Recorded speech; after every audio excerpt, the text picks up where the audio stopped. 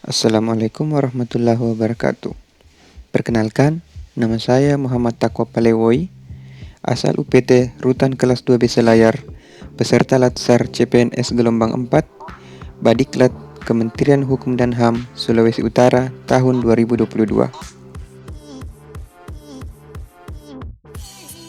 Pada kesempatan ini, saya akan membagikan pengalaman pembelajaran sinkronos dan asinkronos terkait manajemen ASN dan Smart ASN pada pembelajaran Agenda 3 Latsar CPNS Kementerian Hukum dan HAM tahun 2022. Sinkronos adalah komunikasi yang dilakukan secara langsung dengan menggunakan media seperti video call, Zoom meeting, dan lain-lain. Sedangkan asinkronos adalah secara daring yang tata laksana komunikasinya dilakukan secara tunda dengan menggunakan media PDF dan lain-lain. Nah, pada agenda 3 ini kami diberikan pembelajaran menggunakan metode sinkronos atau komunikasi via Zoom meeting. Pada materi pertama kita mempelajari tentang manajemen ASN, di mana manajemen ASN adalah tata kelola ASN untuk membentuk ASN yang profesional, bebas dari intervensi, bersih dari praktik KKN, memiliki nilai dasar, dan memiliki etika profesi. Untuk kedudukan seorang ASN, berdasarkan Undang-Undang Nomor 5 Tahun 2014, dibagi menjadi dua, yakni PNS atau Pegawai Negeri Sipil, dan yang kedua adalah PPPK atau P3K, yaitu Pegawai Pemerintah dengan Perjanjian Kerja. Adapun peran dan fungsi seorang ASN, yaitu yang pertama, sebagai pelaksana kebijakan publik, yang kedua pelayan publik, dan yang ketiga, sebagai perekat dan pemersatu bangsa. Selanjutnya, kita bisa melihat pada gambar hak dan kewajiban ASN. Pada gambar atau tabel tersebut, kita bisa melihat bahwa di bidang hak PNS dan P3K hanya berbeda di bagian jaminan pensiun dan jaminan hari tua. PNS mendapatkan pensiunan, namun P3K tidak mendapatkannya. Sedangkan di bagian kewajiban, PNS dan P3K memiliki kewajiban yang sama.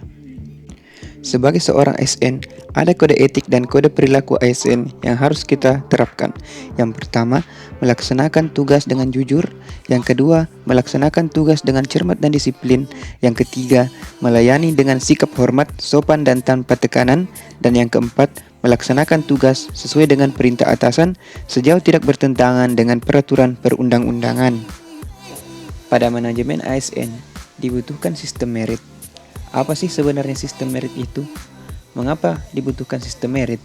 Pada dasarnya, sistem merit merupakan suatu konsepsi dalam manajemen SDM yang menggambarkan diterapkannya objektivitas dalam keseluruhan proses dalam pengelolaan ASN yang berdasar pada perkembangan kemampuan dan prestasi individu untuk melaksanakan pekerjaannya sesuai dengan kompetensi dan kinerjanya.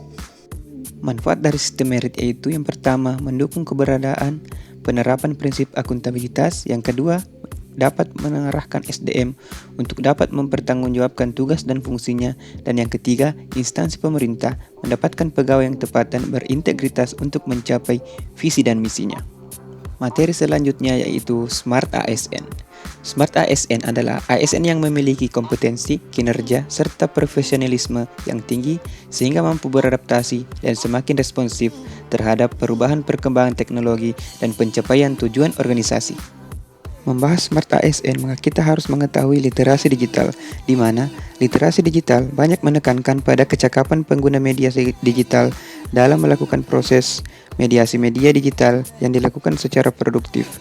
Seseorang pengguna yang memiliki kecakapan literasi digital yang bagus tidak hanya mampu mengoperasikan alat, melainkan juga mampu bermedia digital dengan penuh tanggung jawab.